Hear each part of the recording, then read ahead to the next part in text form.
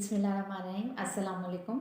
मेरा नाम आमना गफ़ूर है और मैं एज़ अ क्लिनिकल साइकोलॉजिस्ट काम कर रही हूँ। आज हम एक बहुत ही स्ट्रेंज डिसऑर्डर के बारे में, साइकोलॉजिकल डिसऑर्डर के बारे में बात करेंगे, जिसे आम ज़ुबान में हम हेयर पुलिंग यानी कि बालों का खींचना कहते हैं, और हमारी साइकोलॉजिकल ज़ुबान में या साइकोलॉजी की ज़ुबान में जिसको ट्रिकोटिलोमिनिया कहा जाता है।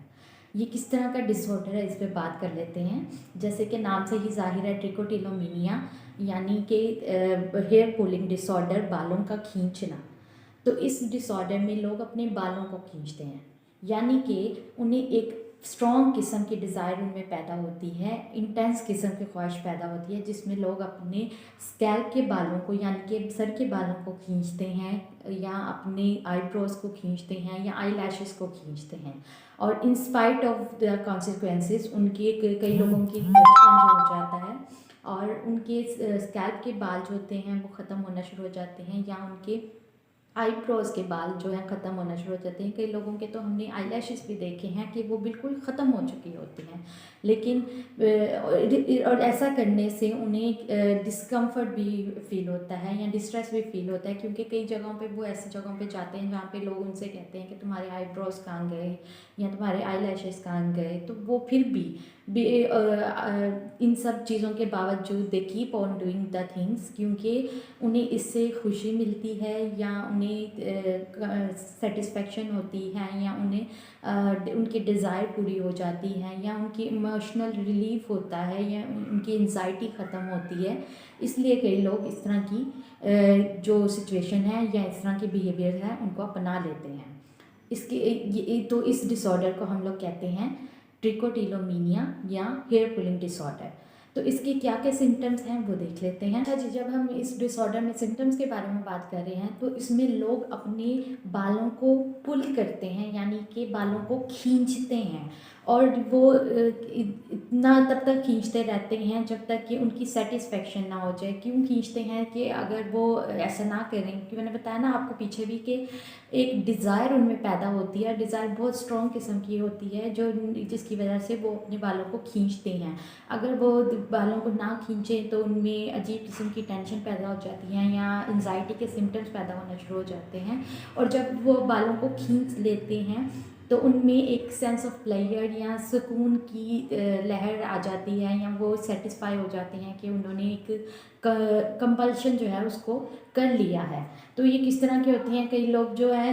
अपने बालों को खींचते हैं, स्कैल्प के बालों को खींचते हैं, तो उस जगह से उनके बाज़ लोगों के तो ये स्कैल्प का जो हिस्सा है वो बिल्कुल ही खाली हो जाता है, यानी कि गंजपन हो जाता है। कई लोग जो है अपने आईब्रोज को खींचते हैं या अपने आई लैशेस को खींचते हैं, और कई लोग अपने जब सर के बालों को खींचते हैं तो वो बहुत स्पेसिफिक तरीके से भी खींचते हैं। लाइक कई लोग अपने बालों का पहले टेक्सचर चेक करते हैं कि उन्हें कौन सा स्पेशली बाल है जिसको उन्होंने खींचना है, या कई लोग अपने बालों को खींचते हैं तो जो उसका वाइट रूट है उसको देख के उन्हें तस्कीन मिलती है। कई लोग अपने बाल को खींच के हाथों में मसलते हैं।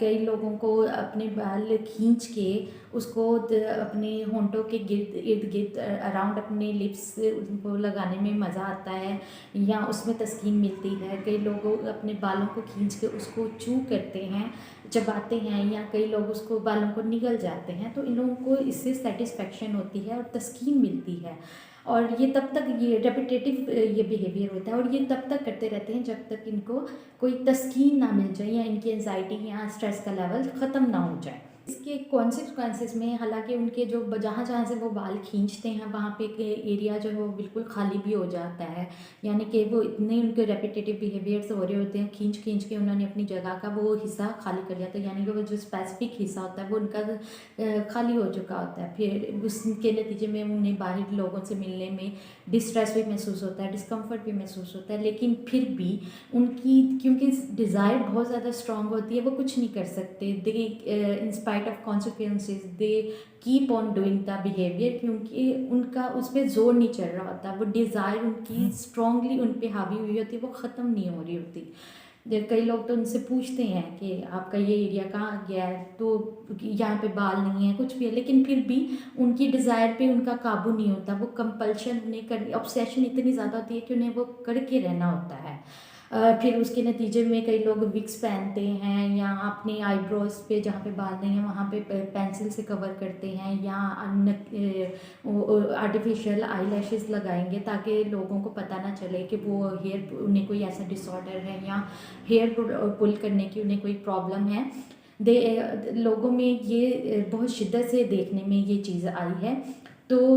क्या होता है जी, जब वो ये चीज़ कर लेते हैं तो उन्हें एक सुकून आ जाता है, इमोशनली रिलीव हो जाते हैं वो लोग। जो उन्हें डिस्ट्रेस होता है वो टेंशन दूर हो जाती है उनकी। ये इसके कुछ सिम्टम्स हैं। इसी तरह से ये कुछ और साइकोलॉजिकल डिसऑर्डर्स हैं, उनके साथ भी इसको देखा गया है या उसके साथ भी इसके सिग्निफिकेंटली इसके फीचर्स आ सकते हैं। यानी कि इसमें इस डिसऑर्डर के साथ, जिसको हम ट्रिकोटिलोमीनिया या हेयर पुलिंग डिसऑर्डर कहते हैं, इसके साथ डिप्रेशन के सिम्टम फीचर्स भी आ सकते हैं, एंजाइटी के फीचर्स भी आ सकते हैं, स्ट्रेस के फीचर्स भी आ सकते हैं और स्पेसिफिकली ओसीडी के फीचर्स भी देखे गए हैं। यानी कि इसमें भी ऑब्सेशंस होती हैं और कंपल्शंस आती हैं, जिसकी बना पे इंसान वो डिज़ायर दूर करने के लिए, डिज़ायर को कम करने के लिए तब तक रेपिटेटिव बिहेवियर करता रहता है और जब तक उसकी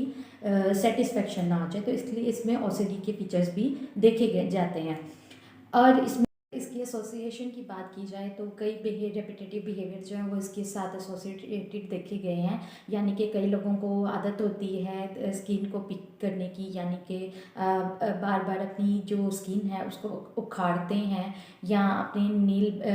अपने लिप्स को बाइट करते हैं या लिप्स को च्यू करते हैं या अपने नेल बाइट करते हैं। और उनको ये बहुत ज़्यादा रेपिटेटिव तौर पे ये करना शुरू हो जाते हैं, अपने नेल्स को बाइट करना शुरू कर देते हैं। और बाज़ का तो हमने ये भी देखा है कि कई लोगों को आदत होती है अपनी के गुड़िया जो डॉल्स होती हैं उनके बालों को काटते रहते हैं या उनके बालों को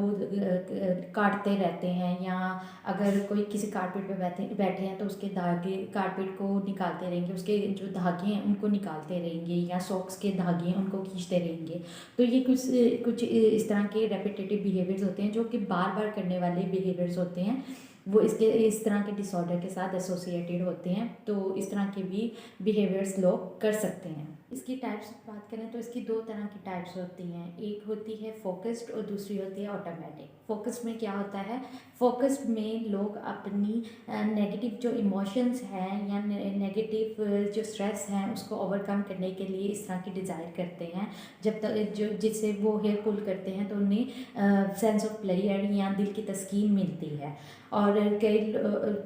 फिर लोग इसको जानबूझ के फोकस्ड होके ये करते हैं ताकि जैसे ही वो खींचे तो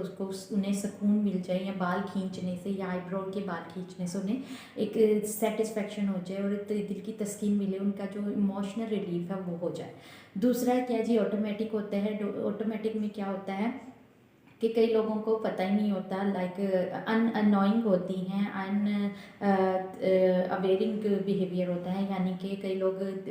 बोरिंग बिहेवियर भी होता है। यानी कि अगर कोई बोरिंग काम कर रहे हैं, जैसे कोई भी बोरिंग काम कर रहे हैं, किताब पढ़ रहे हैं या टीवी देख रहे हैं, जिस काम से वो बोर हो रहे हैं, तो उन्हें पता नहीं होता, वो अपनी कहीं ना कहीं से हेयर पुल कर रहे होते हैं, बालों की हेयर पुल कर रहे होते हैं या कुछ भी, तो उन्हें उस बिहेवियर का पता नहीं होता, वो ऑटोमेटिकली उनका हो रहा होता है। तो इसके कॉजेज़ पे बात कर लेते हैं। इसके कॉजेज़ क्या होते हैं। इसके कॉजेज़ में सबसे पहले जो कॉज आता है वो है जेनेटिक्स। जेनेटिक्स में क्या जी, कई लोग, जैसे हमें पता है कि चीज़ें जीन से आती हैं, तो कई लोगों में ये अपने फॉर पेरेंट्स से इस तरह की चीज़ें आती हैं, या कई अगर कोई या बच्चों में ये बहुत ज़्यादा चीज़ है। अगर बचपन में स्ट्रेस रहा हो बहुत ज़्यादा, या स्पेसिफिकली एंजाइटी के सिम्टम्स रही हों, या ओसीडी का पेशेंट हो, ओसीडी के सिम्टम्स हों, तो उससे भी ये चीज़ बहुत ज़्यादा हो जाती है। क्योंकि फिर उसमें बंदा जो स्ट्रेसेस हैं उनको ख़त्म करने के लिए हेयर पुलिंग को अपनी डिज़ायर समझ के, एक दिल की तस्कीन समझ के रेपिटेटिव बिहेवियर करना शुरू कर देता है। बच्चों में अगर इसकी रेशियो देखी जाए तो बच्चों में ये ज़्यादा होता है। ज़्यादा किस तरह से, ये इसके सिम्टम्स जो है वो बचपन से स्टार्ट होना शुरू हो जाते हैं। लाइक अगर रेशियो देखा जाए तो 10 से 13 साल की उम्र में एडोलसेंस में ये स्टार्ट हो जाता है। और क्योंकि कोई ना कोई लाइफ का ऐसा स्ट्रेस रहा हो बचपन में जिसकी वजह से, या फिर रहा हो जिसकी तस्कीन के लिए ये करने के लिए हो जाता है। और अगर मर्दों और औरतों के मुकाबले में देखा जाए तो ये फीमेल्स में ज़्यादा होता है, और फीमेल्स में इसकी रेशियो ज़्यादा होती है कि अगर ओसीडी है या कुछ तो। और मर्दों और औरतों के मुकाबले में अगर देखा जाए तो औरतों में ये ज़्यादा होती है, क्योंकि अगर किसी को ओसीडी रहा हो या इस तरह के सिम्टम रहे हों, एंजाइटी या स्ट्रेस रहे हों, तो उन औरतों में ज़्यादा होते हैं, क्योंकि औरतें जो हैं वो ज़्यादा, फीमेल्स जो होती हैं वो एंजाइटी और स्ट्रेस के ज़्यादा पास होती हैं, तो इसलिए उनमें इस तरह के डिसऑर्डर होने के ज़्यादा चांसेस होते हैं। अगर रेशियो में देखा जाए तो 10 और 1 का रेशियो होता है, यानी कि अगर 10 औरतें हैं और उसके मुकाबले में एक मर्द हो तो इस तरह का रेशियो आता है जिनको ये डिसऑर्डर हो जाता है। औरतों में इसलिए भी ज़्यादा होता है कि उनमें हार्मोनल चेंजेस होती हैं, यानी कि जब पीरियड्स होते हैं तो इसकी इंटेंसिटी, उनमें हार्मोनल चेंजेस हो रहे होते हैं तो इसकी इंटेंसिटी जो है वो ज़्यादा हो जाती है, तो बाद में ये जाके ज़्यादा स्वेयर हो जाता है। इसके अलावा कई लोगों के फंक्शनल और सोशल डिक्लाइन आना शुरू हो जाता है, यानी कि वो लोगों से मिलने से अवॉइड करते हैं, पब्लिक प्लेसेस पे जाना अवॉइड करते हैं, काम पे जाना कई लोग अवॉइड करते हैं, या अगर स्कूल जाते हैं तो स्कूल जाने से अवॉइड करेंगे, क्योंकि लोग उनसे पूछेंगे कि तुम्हारे सर पे बाल क्यों नहीं है, तुम्हारे आईब्रोज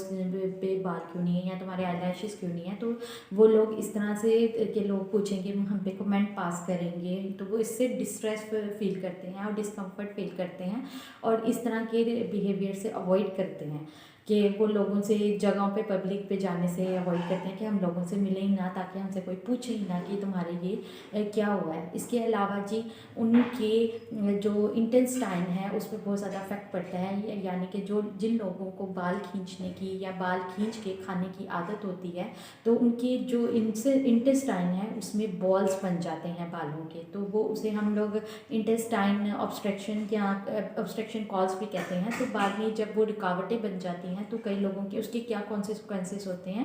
कई लोगों के खाना हज़म नहीं होता, डाइजेस्ट नहीं होता खाना उनके, तो कई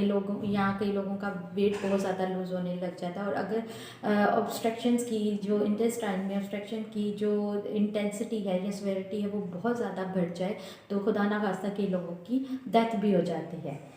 अब बात कर लेते हैं इसका क्या ट्रीटमेंट हो सकता है। इस ट्रीटमेंट में सबसे पहले जो चीज़ आती है वो करवाई जाती है, इनको हैबिट रिवर्सल करवाया जाता है। हैबिट रिवर्सल भी क्यों करवाई जाती है, क्योंकि ये एक हैबिट बन चुकी होती है, हेयर पुलिंग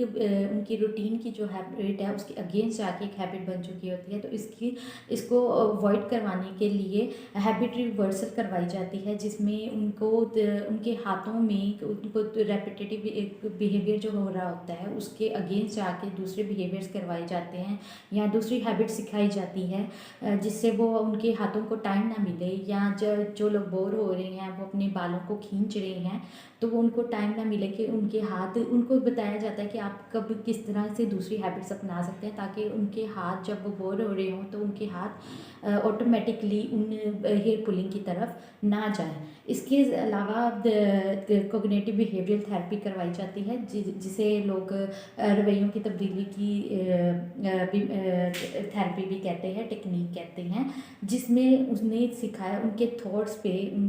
उन कोग्निशंस पे, उनकी कॉम्प्लिकेटेड डिज़ायर्स पे काम किया जाता है जिसकी वजह से वो परेशान हैं। उनको अल्टरनेटिव उसके सॉल्यूशंस बताए जाते हैं कि कैसे वो अपनी डिज़ायर्स को कंट्रोल कर सकते हैं, या वो अपनी हैबिट्स को कैसे चेंज कर सकते हैं, या वो उनकी जो स्ट्रेस वाली थॉट्स आ रही हैं या एंजाइटी वाली थॉट्स आ रही हैं उन पे जो कि बहुत ज़्यादा कॉम्प्लिकेटेड हो गई हैं, उन पे वो कैसे उनको अल्टरनेटिव उनको डिस्ट्रैक्ट कर सकते हैं या उन पे कैसे काम कर सकते हैं। और इसमें इनको एक ये चीज़ सिखाई जाती है कि वो किस तरह से देखें, ये एक डिज़ायर है, इसने आना ही आना है, ये एक सोच है जिसने आपके दिमाग में जगह बनानी ही बनानी है, आपकी कोग्निशन नेगेटिव सोच है ना, नेगेटिव डिज़ायर है, उसने आना ही आना है जिससे आपको प्लेजर मिलेगा। तो उनको सिखाया जाता है how you can overcome the desire, या how you can avoid that desire which is coming into your mind. तो आप उनको कैसे डिस्ट्रैक्ट कर सकते हैं, उनको इस तरह के बिहेवियर सिखाए जाते हैं, इस तरह की उनकी कोग्निटिव थेरेपी की जाती है। इसके अलावा दूसरा तरीका भी, अगर इन चीज़ों से उन्हें फ़र्क नहीं पड़ता, साइकोलॉजिकल के जो क्लिनिकल साइकोलॉजिस्ट हैं वो अपने सामने कुछ ऐसी अल्टरनेटिव्स टेक्निक्स बताते हैं जिसके ज़रिए इस जो डिसऑर्डर है इसको मैनेज कर लेते हैं। इसके अलावा दूसरा तरीका भी है, उसमें मेडिसिन मैनेजमेंट होती है, यानी कि अगर आपको दूसरे तरीके से ये साइकोलॉजिकल तरीके से आपकी हेल्प नहीं हो रही तो मेडिसिन के ज़रिए भी हेल्प की जाती है, जिसमें एंटी साइकोटिक या एंटी डिप्रेसेंट्स जो हैं, SSRIs जो हैं, उनके ज़रिए काफ़ी मदद मिल जाती हैं, या ये भी जो डिसऑर्डर है इसको मैनेजमेंट में काफ़ी हेल्पफुल होती हैं। अगर आपके आसपास ही आपने देखा है किसी को जिसके इस तरह का जो कोई डिसऑर्डर है, या उसके बालों में कमी आपने देखी है, या उसको हेयर पुलिंग की आदत है, उसके आईलैशेस या उसके आईब्रोज में उसके बालों की कमी है, तो आपको चाहिए कि उनको बताएं कि ये किस तरह का डिसऑर्डर है, ताकि वो प्रोफेशनल हेल्प ले सकें,